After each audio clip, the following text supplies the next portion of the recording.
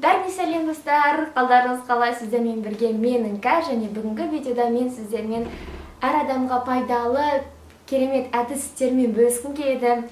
Бұл әдістерді, привычкаларды күнделікті істесек, онда сіздердің өмірлеріңіз 100% өзгереді деп мен толықтай сеніммен айта аламын. Сонымен бастаймыз.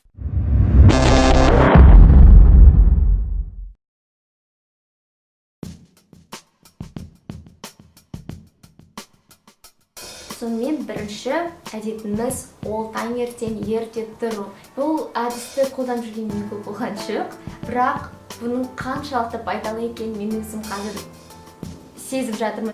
Ерте тұру деген сөздің арқасында ол сағат 10-да, сағат 9-да тұру емес.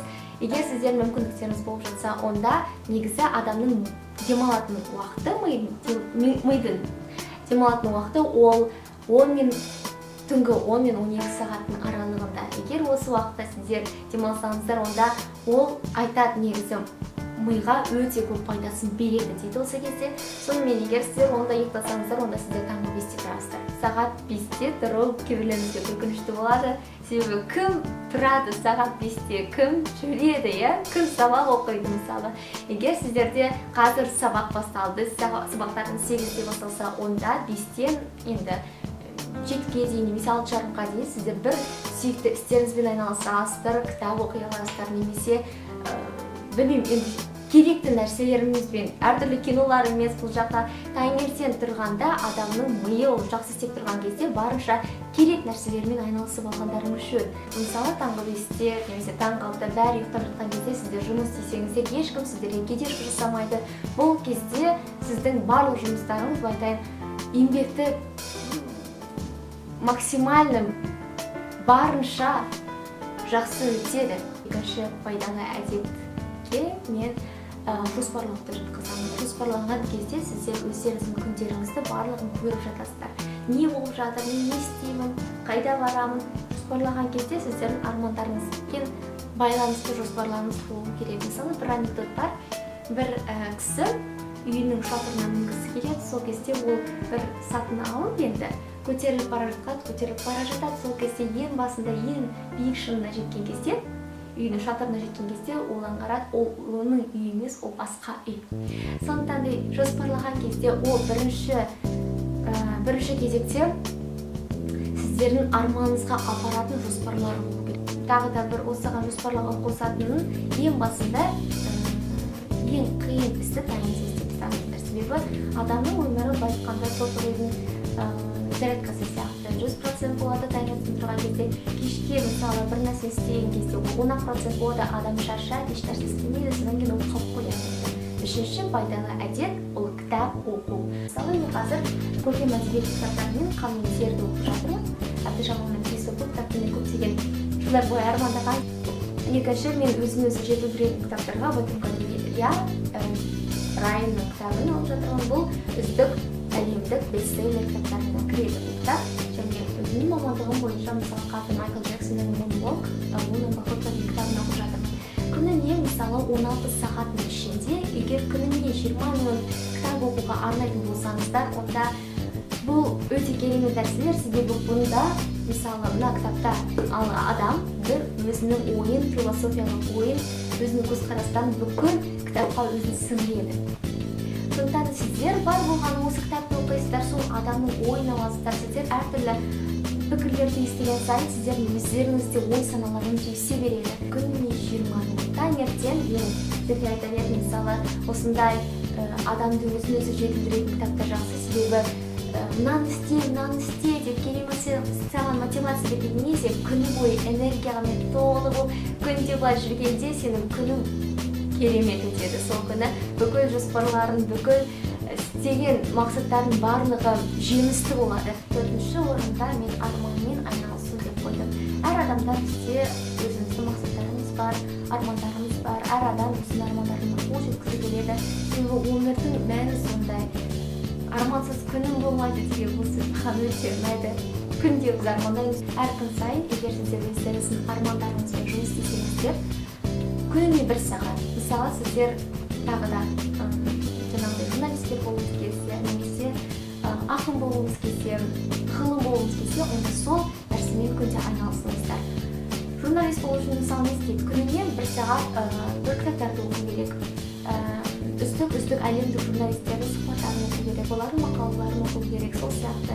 Күніне бір кішкентай қозғалыс істесеңіздер, күніне бір қадам істесеңіздер, онда жылына 365 қадам, ол үлкен қозғалыс, алға сіздер сондай жетелейсіздер, армандарыңызға қол жеткізесіздер, ойлаған мақсаттарыңызға болады. Тек қана бір нәрсені армандаған кезде біз тек қана жай ғана оны көз алдымызға елестету емес, бұл да пайдалы, бірақ адам бірінші кезекте ол қозғалыс жасау керек, ол өзі жұмыс істеу керек. Тәжірибе керек, адам қателесу керек, өсу керек, сол кезде ғана ол өседі, адам өзі ой санасы да өседі, адам өзі де барынша рухани дамып өседі. 5-ші орынға қойғаным әр апта сайын бір нәрсемен айналысу. Мен сіздерге қазір әр адамда өзінің кемшіліктері бар. Және біз сол кемшіліктермен жұмыс істеуіміз қажетпіз. Оларды ойымыздан кетіруіміз қажет. Мысалы, мен осыдан 2-3 жарты жыл бұрын шай іше беретін, көп шай іше беретін. Мама шай қайнатып қойса, мама шай ішем, мама шай ішем, шайды мен мүлдем жібермейтінмін. Бірақ білетінмін, шай деген зиян, кофе деген зиян, газдалған сусындар деген зиян екенін бәрін де білетінмін. Сосын келе-келе мен өзіме осындай бір өзін-өзі жетілдіру кітаптарын оқыған кезде, өзінің жаман нәрселерден, жаман привычкалардан арылу керек. Кез келген әдетімізді біз бойымызда қалыптастыру үшін бізге 21 күн қажет дейді, бірақ мен 21 күнді мен минималды түрге қоямын. Мен үшін 1 ай. Мен не істедім? Өзіме установка қойдым. Мен шай ішпеймін. Шай деген зиян, кофе деген зиян, газированный, газдалған сусындар деген зиян дедім. Бастадым. Күніне шай ішпей бастадым. Білсің, ең басы кез келген нәрседе бастау. Мен 1 ай бойы шай ішпедім. Қазір мен сіздерге мақтанып, үлкен қуанышпен айта аламын. Мен мүлдем қазір шай ішпеймін, газдалған сусындар ішпеймін. Әрқашанда менде өзіммен бірге таза су жүреді. Және әртүрлі кофеларды тек қана анда-санда ғана ішпесем, айына 1 рет дегендей, бұл жаман әдеттерден мен қазір арылдым. Сол сияқты, егер сіздердің жаман нәрселеріңіз болса, жаман привычкаларыңыз болса, онда міндетті түрде арылу керек. Онымен 1 ай жұмыс істеңіздер, ақырын бәрін мынаны істеу болмаса, онда ол болмайды. Кез келген нәрсеге ақырын қол жеткізу керек сабырмен, сонда барлығы жақсы болады. 6-шы орынға қойғаным ол спортпен шұғылдану және дұрыс тамақтану. Спортпен шұғылданғанға мен бір жаттығу белгіледім, ол табат таймер.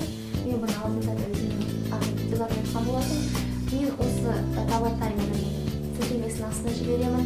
Күніне таңертең істесеңіздер, түнде істесеңіздер, аптасына 2 рет істесеңіздер, оның бәрі жеткілікті. Адам өзін бұлай жақсы сезінеді күні бойы. Дұрыс тамақтануға өздеріңіз білесіздер, жаман нәрселерден аулақ болу, гамбургер, фастфуд, пицца, кофе, мысалы шай, келем осы тақырыпқа газдалған сусындар, сіздер бәрін жақсы білесіздер. Қайсысын істеуге болады, қайсысын жемеуге болады, бірақ адамдар айтады, өздері істемейді. Барлығы сіздердің қолдарыңызда, өздеріңіз істеңіздер, әлемді өздеріңіз келеміз, барлығы өздеріңізден бастаңыздар, сонда өзгереді. Және 7-ші орында медитация. Медитацияны түнде істеген өте пайдалы. Осы кезде маған ұнайды, адам бір ерекше рахат сезімге бөлінеді. Сіздер міндетті түрде істеп көріңіздер, тұтқанында қазір келтіріп медитация деп жасаңыздар, әртүрлі видеолар шығады, біреуін басып, құлағыма наушник алып, тыныш жерде отырамын деп өзімнің болашағымды елестетемін, өзімнің ой армандарымды елестетемін, барлығы жақсы, сондай бір ерекше сезімде боласың. Мен сенемін жалпы, адам егер жақсы ойласа, оны адамның ойлары ол аспанға барады, және сол ойлар ол орындалуы ол 80%-ға өте сенімдімін. Алда не болатынын білген сайын адам соған барамын деп талпынады. Мысалы, кішкентай кезімізде бізде айтатын, үй тапсырмасы істесеңіздер, ата-анамыз саған бір шоколад береді. Адам сонда кішкентай бала істейді. Үй тапсырмасы істейді, әлі бұл шоколад алам, сол сияқты. Егер сіздер бір нәрсені көз алдыңызға елестетсеңіздер, егер мен қазір істеймін және мынаны істесем, мен осылай күнде былай істесем, онда мен арманыма қол жеткіземін деп сіз оны көріп жатсаңыздар, онда сіздер өздеріңіз оңай, былай айтқанда оңай жолмен өздеріңіз көтеріліп кете бересіздер. Бұны күнде істеген жақсы медитация ол адамға өте пайдалы. 8-ші орынға қойғаным ол өзіне есеп беру. Бұл сөзді Абай өзінің қара сөзінде айтқан болатын. Егер естілердің қатарына қосылған кезде күніне, не болмаса аптасына, тым болмаса айына өзіне есеп беру керек. Мен бүгін не істедім, не қылдым, соңғы бір аптада не болды өзімен, бәрі жақсы болып жатыр ма, кімге жамандық істедім, кімге жақсылық істедім, бұның бәрі өзіне есеп берген кезде адам өзін-өзі жетілдіре бастайды, адам естілердің қатарына қосылады. Солайша достар, өсіңіздер, өніңіздер, жетілдіріңіздер өздеріңізді, өз өмірлеріңіз өздеріңіздің қолдарыңызда. Ертең сабақ емес, ертең сабақ, мен мынаны істеймін, ертең мен апайға былай айтам, ертең мен былай айтам, өзімді күшті оқушы болып көрсетем, үздіктердің қатарына қосыламын деп күнде осындай позитивті установка беріп қойсаңыздар, онда сіздер әрине үлкен белестерге шығасыздар. Сіздермен бірге болған менің сіздерді сондай жақсы көремін. Күнде жазып жатқан пікірлеріңізге, өздеріңіздің ілтипаттарыңызға өте ризамын, қуаныштымын. Рахмет. Келесі кездескенше